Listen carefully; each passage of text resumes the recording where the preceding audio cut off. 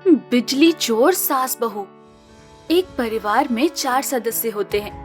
पिता बबलू, माता सुशीला, बेटा अमन और बहू मेनका। अमन एक प्राइवेट कंपनी में जॉब कर रहा होता है, पर एक दिन उसकी जॉब चली जाती है। ये बात जब सबको पता चलती है तो उनको बहुत बुरा लगता है। सब यही सोचते हैं कि अब घर कैसे चलेगा। तब सुशीला कहती है, बेटा, तुम्हारे पास जो रुपए बचे हैं उनका एक ई रिक्शा खरीद लो। उससे क्या होगा? जो भी आएगा उससे घर का खर्च निकलेगा। माँ सही कह रही हैं। सबकी बात सुनकर अमन को यही सही लगता है और वो एक ई रिक्शा ले आता है और वो चलाने लगता है। तभी अचानक एक आदमी कुंडी बजाता है। कोई है घर पे? कौन है? बिजली का बिल। अच्छा, आती हूँ। आदमी सुशीला को बिजली का बिल निकालकर दे देता है। बिजली का बिल देखकर सब दंग रह जाते हैं और सोचते हैं इतने कम पैसों में बिजली का बिल और घर का खर्चा नहीं चलेगा। तभी मेनका बोलती है, हम लोग मीटर में सेटिंग करवा लेंगे। नहीं, गलत काम नहीं करेंगे। मीटर से सेटिंग करवाएंगे तो पकड़े जाएंगे। एक रास्ता है मेरे पास। बबलू रात को उठता है और खंबे में ऐसा जुगाड़ करता है कि उससे ई रिक्शा चार्ज हो जाए और खंबे में एक स्विच लगा देता है। और इसका उनके मीटर से कोई मतलब नहीं होता है। अब बिजली का बिल ज्यादा नहीं आएगा और ई रिक्शा भी चार्ज हो जाएगा। देखा मेरा कमाल, अब रिक्शा भी चार्ज होगा और बिल भी नहीं आएगा। कर दिया जुगाड़ पापा जी। हाँ हाँ। इस जुगाड़ से उनका जो पैसा बिजली में खर्च होता था वो बच जाता है और उनका घर अच्छे से चलने लगता है। तभी एक दिन बबलू कहता है, सुनो सब लोग, हम लोग ई रिक्शा चार्जिंग का भी कारोबार शुरू कर लेते हैं, क्योंकि हमारा बिजली का बिल नहीं आएगा और ई रिक्शा चार्ज करके जो पैसा आएगा उससे हमारी और तरक्की होगी और हम लोग और भी ई रिक्शा ले सकते हैं।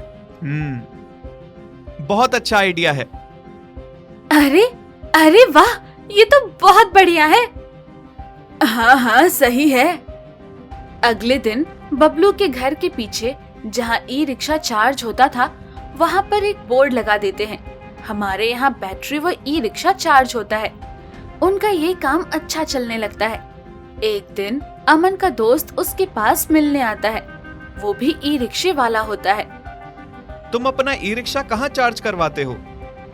यार कहीं नहीं, घर पर ही चार्ज करते हैं। बिजली का खर्च बहुत आता है। यार मेरे पास ही करवा लिया करो, कुछ पैसे कम दे देना। हाँ ठीक है, अब से तुम्हारे पास ही चार्ज करवाऊंगा। बिल्कुल भाई। अब अमन और बबलू के मन में लालच आ जाता है और वो और भी बैटरी वाले ई रिक्शे चार्ज करने लगते हैं। उनके पास काफी सारे ई रिक्शे हो जाते हैं और उनका काम अच्छा चलने लगता है। मेनिका और सुशीला भी खुश होते हैं। देखा तुम लोगों ने, मेरी तरकीब काम कर गई। अब काम बढ़ रहा है।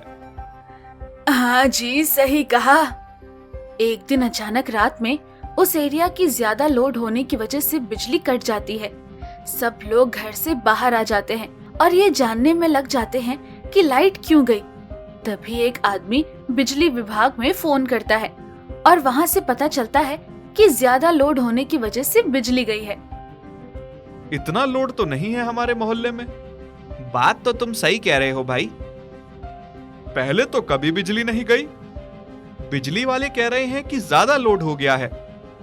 ये सब उनका ड्रामा रहता है। सही कह रहे हो अमन भाई। अगले दिन वहाँ पर बिजली विभाग के कर्मचारी आते हैं और सबके घरों के मीटर की रीडिंग चेक करते हैं, लेकिन उनको पता नहीं चल पाता कि इतना बिजली कौन खर्च कर रहा है, क्योंकि किसी के मीटर में रीडिंग ज्यादा नहीं आती। और कर्मचारी कहते हैं, साहब, पता नहीं चल पा रहा कि कौन बिजली खर्च कर रहा है। जी साहब, सबके मीटर की रेटिंग नॉर्मल है। तब उन कर्मचारियों को बबलू के घर पर शक होता है और वो बबलू का मीटर चेक करने को कहते हैं। बबलू, बबलू, दरवाजा खोलो। जी साहब, क्या हुआ? मीटर रीडिंग चेक करनी है।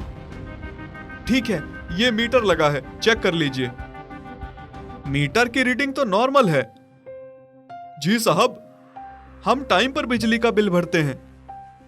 कर्मचारी लोड कैसे बढ़ रहा है ये पता नहीं लगा पाते हैं और वापस चले जाते हैं।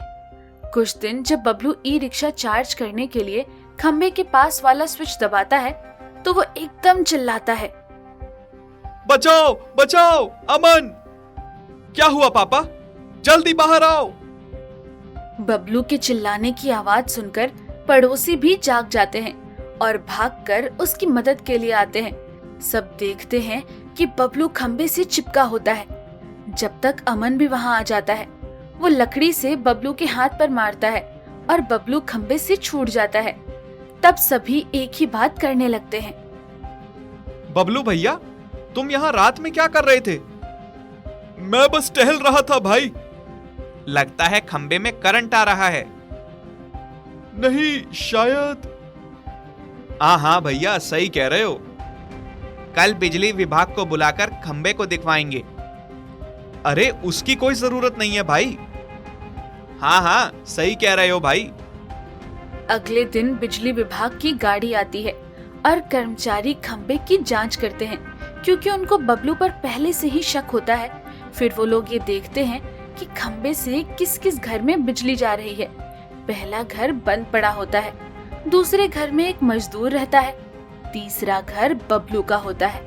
अब कर्मचारी खंबे को अच्छे से चेक करते हैं तो उनको खंबे में एक स्विच लगा दिखता है। कर्मचारी बबलू से कहते हैं, बबलू, ये स्विच कैसा है? मुझे नहीं पता साहब। तुझे नहीं पता तो क्या मुझे पता होगा? ये बैटरी के रिक्शे किसके हैं? साहब, बबलू बैटरी के ई रिक्शे चार्ज करवाने का काम करता है। क्या कहा? ई रिक्शे चार्ज करवाता है? अच्छा, तो बिजली का लोड यहाँ पड़ रहा है।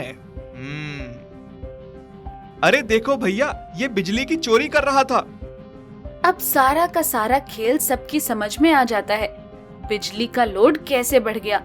तभी वहाँ मेनका और सुशीला भी आ जाते हैं। सुशीला कहती है, हमें माफ कर दो साहब। आप पीछे हट जाइए। पापा को छोड़ दो साहब।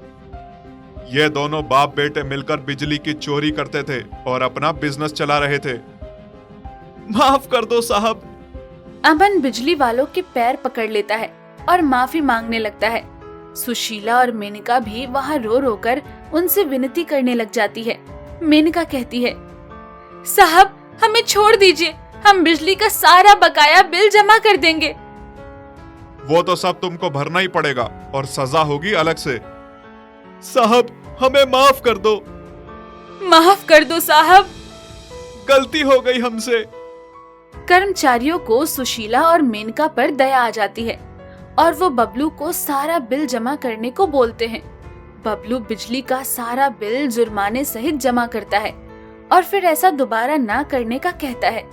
अब बबलू और उसका परिवार ईमानदारी से बिजली का बिल भरते हैं और खुशी खुशी रहते हैं।